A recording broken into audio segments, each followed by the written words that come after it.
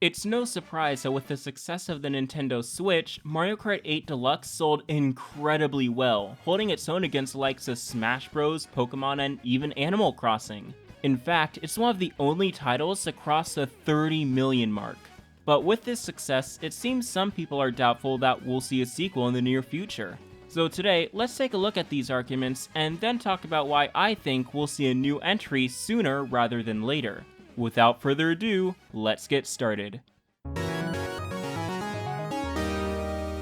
Hey there, I'm Kardino. Like I mentioned earlier, it's really amazing to see just how well 8 Deluxe has done. As of this video, it's currently neck and neck with Animal Crossing for the #1 best-selling Switch title. Just think about that. This game has outsold Smash Bros, Breath of the Wild, and Mario Odyssey with no signs of stopping. And this leads into the main reason why people are skeptical that we'll see a Mario Kart 9 this generation. Why would Nintendo cannibalize the sales of their own game? With such a large install base, wouldn't it be easier to just release DLC? Well, historically, paid content doesn't sell nearly as well as base games. So while it's true they could safely assume massive sales, it'd ultimately only be a fraction of those from a new game. Now, let's be clear, selling 5 to 10 million copies is nothing to sneeze at, but factoring in the alternative, it's gotta be more enticing for them to be able to market a completely new game to attract new players. And as a smaller side note, the port is already the deluxe version of the Wii U one, so if they were to add more content, it'd get kinda messy, but that's admittedly the least of their issues. Speaking of which, now that I've countered the main point by critics, let me get into the 3 main reasons why I think a sequel is not only possible, but likely to happen in the near future. Number 1. The Drought. I know Mario Kart 8 might as well have come out in 2017 for most people because they weren't able to play the original version, but for the people who did buy it, it's getting kinda old. And I'm sure a lot of you are saying, oh yeah, woe to the 2 people who bought it. But I think you underestimate just how well the original comparatively did. Even if the Wii U console sold less than 14 million units, Mario Kart sold over 8, which not only is pretty amazing for the circumstances, but that's about a fourth of Deluxe's player base. So this applies to more people than you might think. Not to mention the gap between Mario Kart games is normally only around 3 to 5 years anyway, so even if we were to count Deluxe as a new entry, we'd be about due for a new one. Now, some may say we got that version with Mario Kart Tour, but I'd argue that game doesn't count. Nintendo considers its mobile games a completely different branch from its console releases. Just look at games like Animal Crossing, Pokemon, Fire Emblem. All these series had successful mobile counterparts that didn't impact the release schedule of the main series. And if you really wanted to be optimistic, you could say that Tour would be a great way to incentivize people to play a game that's actually good. Number 2. Double dipping.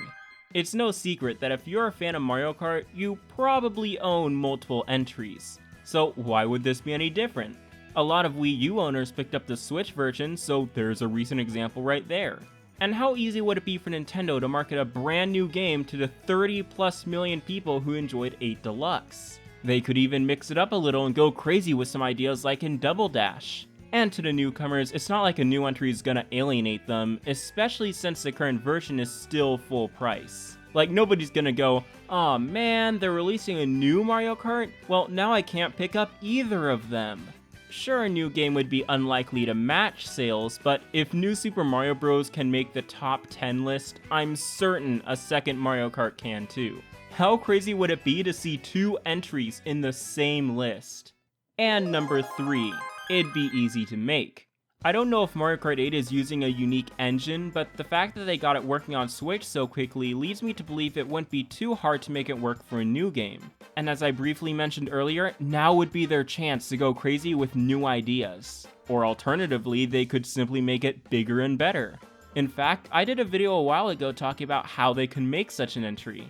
If you're interested, I'll leave a link to the iCard, but basically, what if they took this opportunity to expand on the different modes? Battle mode could be like it was in DS or Double Dash with elimination. Mission mode can make a return. Heck, you could even add online leaderboards. Like, how cool would it be if every week you compete in online competitions, and depending on how much VR you got, you would advance to a new tier? It'd be like Mario Kart Tour, except not rigged. But I've saved my biggest point for last. This one example brings all my points together in a single picture. Observe Exhibit A. Let's run through the checklist for Splatoon 2 real quick. Successful entry? Check. Already on Switch? Check. Released in 2017? Check. Continues to have an active community? Check. Room for expansion and creativity? Check. This game is basically in the same boat as Mario Kart 8 Deluxe, and yet we're still getting a sequel. So how are you gonna tell me that they wouldn't capitalize on a game that sold 3 times as well? To me, the argument that they wouldn't make a new entry because the previous one did too well just doesn't hold water. And I'm not saying you should expect one at the next Direct or anything. Nintendo is impossible to predict. But just don't be too surprised if they drop a trailer one day. Basically, what I'm trying to say with all this is this would be the perfect opportunity to remake Wario Coliseum. It'd be great with the anti-gravity and the gliding mechanics. Come on, you know I'm right. Anyway, do you think we'll see a new game in the near future? And as a bonus question, what's your favorite track you'd like to see remade? Until next time, thanks for watching, and I'll see you in the next video.